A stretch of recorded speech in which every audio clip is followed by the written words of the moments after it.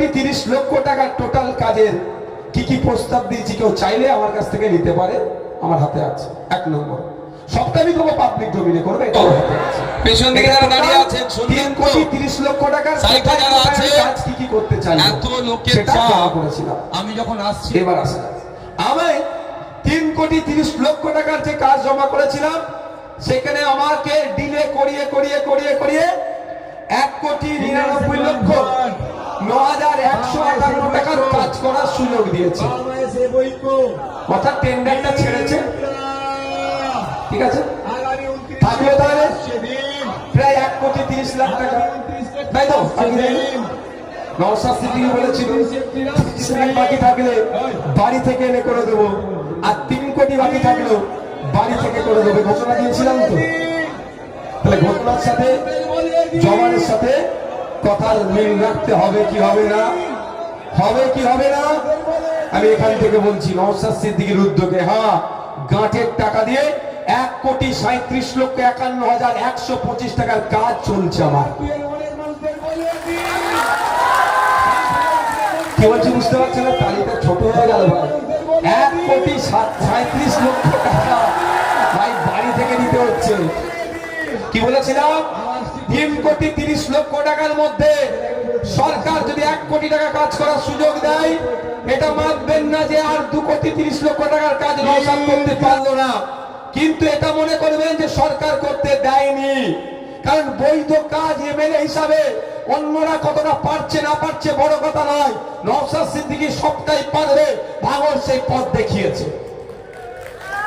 এবার আসলে এই যে 50 লাখ বেড়েছে, এটাও ভাঙরের মানুষের ক্রেডিট। 294টা বিধায়কের 50 লাখ করে 5 বছরের কাজের ক্ষেত্রে বেড়েছে, এটা ভাঙরের বিধায়ক নওশাদ সিদ্দিকী বিধানসভায় আওয়াজ তোলার জন্য হয়েছে। একাধিক বিষয় হয়েছে, বললে সারা রাত পার হয়ে যাবে, যা আমি আওয়াজ তুলেছি অনেক পুরনো হয়েছে, অনেক হয়নি। যাক, এবার আসা যাক।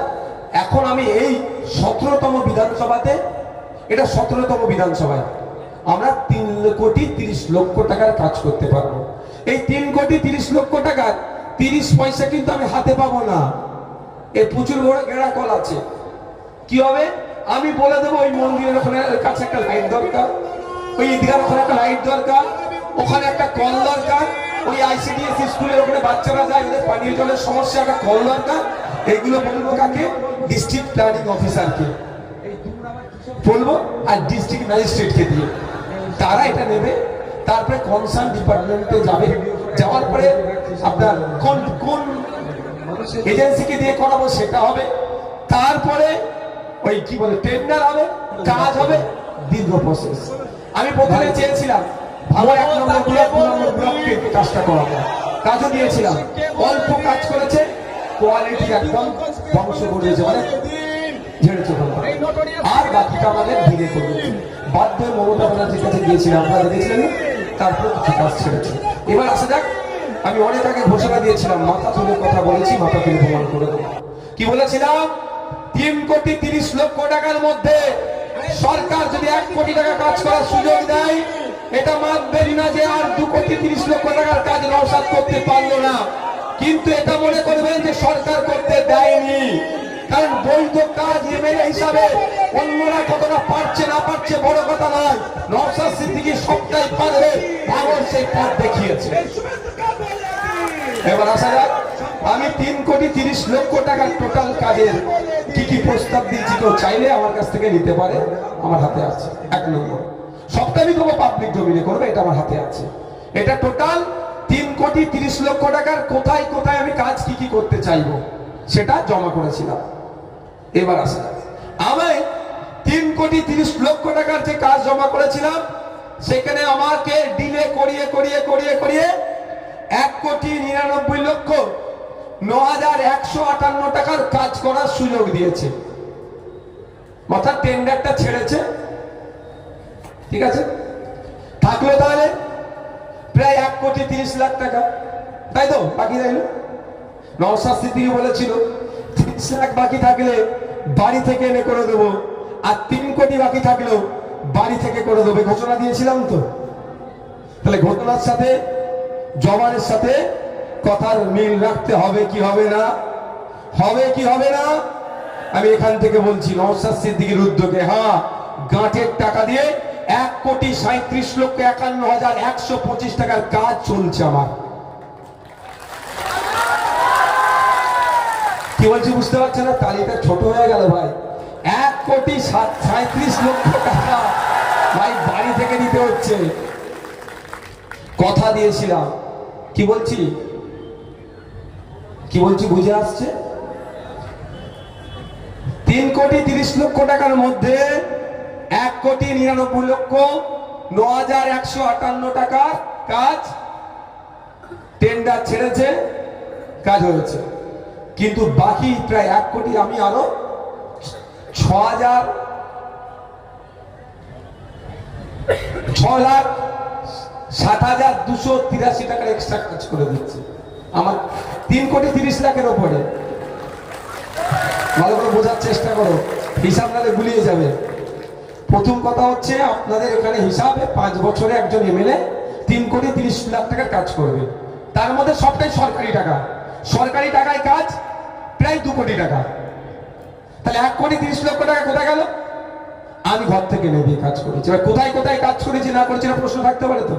এটা তো বড় প্রশ্ন, এটাই বড় প্রশ্ন। তো সেই প্রশ্নগুলো যদি শোনার এনার্জি থাকে ভালো কথা, আমি একটা একটা করে বলতে পারি। আর নাহলে মিডিয়া বন্ধুরা যদি জানতে চান আমি ছবি তুলে আমি দিতে পারি। তার আমি অঞ্চল ধরে ধরে বলবো কি? হ্যাঁ, অঞ্চল ধরে বলি। পার্টিকুলারটা মিডিয়া বন্ধুদেরকে আমি কাগজ দিয়ে দেবো।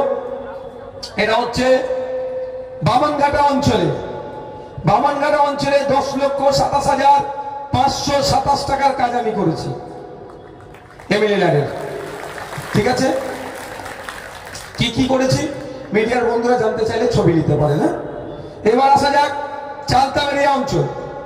চালতামেরিয়া অঞ্চলে এমএলএ তহবিল থেকে 27,44,400 টাকার কাজ করেছি আমি। আচ্ছা, এটা কি? এটা 2,86,000।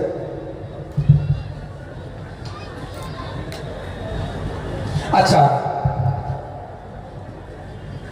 আর চালতাবেরিয়া অঞ্চলে আমার যে গ্যাপটা রয়ে গেছে 1,30,00,000 টাকা পূরণ করতে হবে, তো ওর মধ্যে 2,86,800 টাকার আমি কাজ করেছি আমার নিজের টাকা দিয়ে।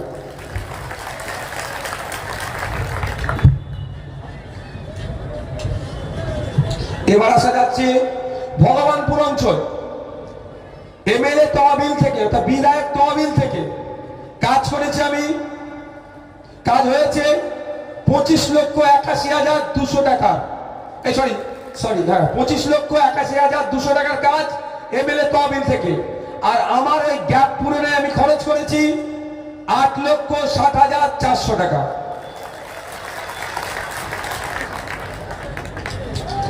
এবার আসি 15 নম্বর অঞ্চল। বিধায়ক তহবিল থেকে 17,20,800 টাকার কাজ।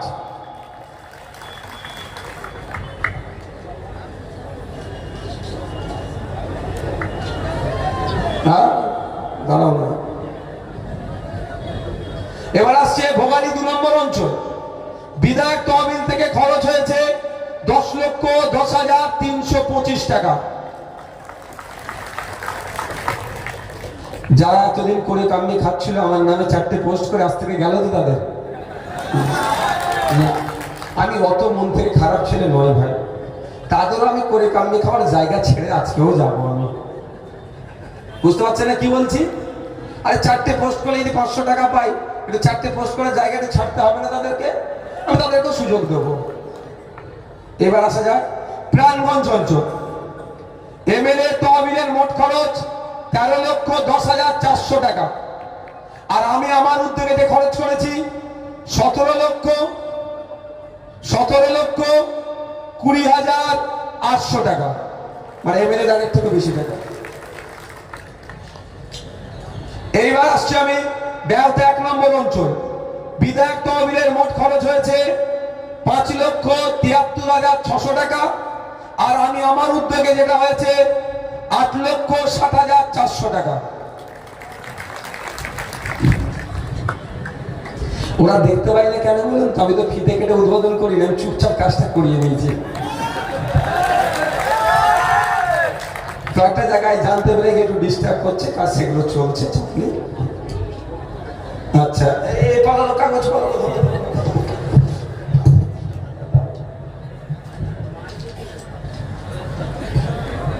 এবার আমি ঘোষণা করছি শানপুকুর অঞ্চল এমএলএ এর খরচ হয়েছে 16,03,921 টাকা। এবার আমি ঘোষণা দিচ্ছি নারায়ণপুর অঞ্চল এমএলএ এর খরচ হয়েছে 24,30,138 টাকা। আমি আমার উদ্যোগে ঘাটের টাকা খরচ করেছি 14,34,000 টাকা।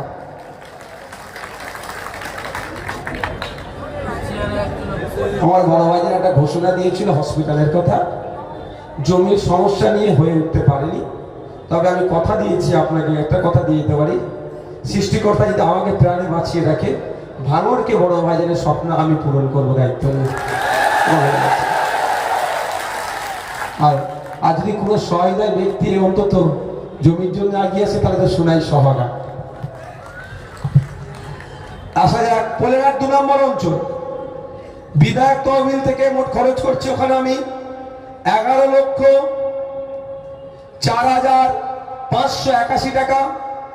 আর বিধায়কের আমার নিজের উদ্যোগে যেটা খরচ করছি 14,34,000 টাকা।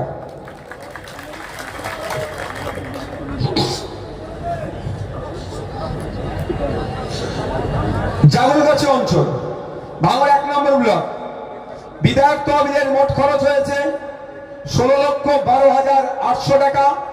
আর আমি আমার উদ্যোগে খরচ করছি ওখানে 22,94,800 টাকা।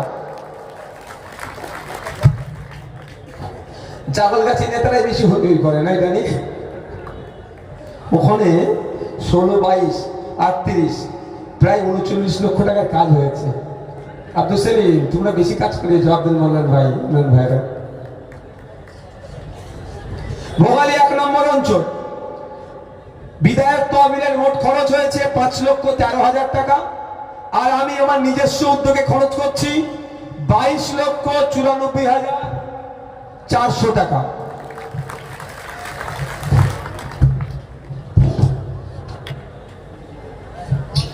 একটা অঞ্চল বাকি আছে বেওতা 2 নম্বর অঞ্চল বিধায়ক তহবিলের মোট খরচ হয়েছে 16,76,421 টাকা। বিধায়কের নিজস্ব উদ্যোগে মোট খরচ হয়েছে 11,47,200 টাকা। মোট 3,36,60,283 টাকা। একটা 5 বছরের বিধায়ক 3,30,00,000 টাকা হয়, একদিকে 6,60,283 টাকার এক্সট্রা কাজ হচ্ছে। আর সাথে সাথে এটাও বলে রাখি 1,37,51,125 টাকা ফুরফুরা শরীফ থেকে নিয়ে এসে আমি খরচ করছি। ঠিক আছে বন্ধুগণ, এবার আপনাদের একটা কথা বলেছিলাম কি, বাড়িতে বাড়িতে খামে ভরে লাস্টে ফ্ল্যাশিংটা হবে তো নাকি? কারণ এনার্জি লস হয়ে যাচ্ছে না তো? আজকের পর থেকে বুক ফুলিয়ে চলতে পারবে তো? বুক ফুলিয়ে চলতে পারবে তো? এতটুকু মাথায় রাখবে, আমাদের পার্টির যিনি জন্ম দিয়েছেন তার নাম আব্বাস সিদ্দিকী, যে কারো কাছে মাথা নত করেনি, কোন অন্যায়কে প্রশ্রয় দেয়নি। তার ছোট ভাই যদি কোনো অন্যায় করে যেমন তারা মারে, ঠিক তার কালিমুল ওহিদুল আসাদুল সাদা যারা আছে তারা অন্যায় করলে একই ভাবে তারা দেয়। সবাইকে সমান চোখে তিনি দেখেন, তার আমি ছোট ভাই, তোমার মাথায় রাখবেন।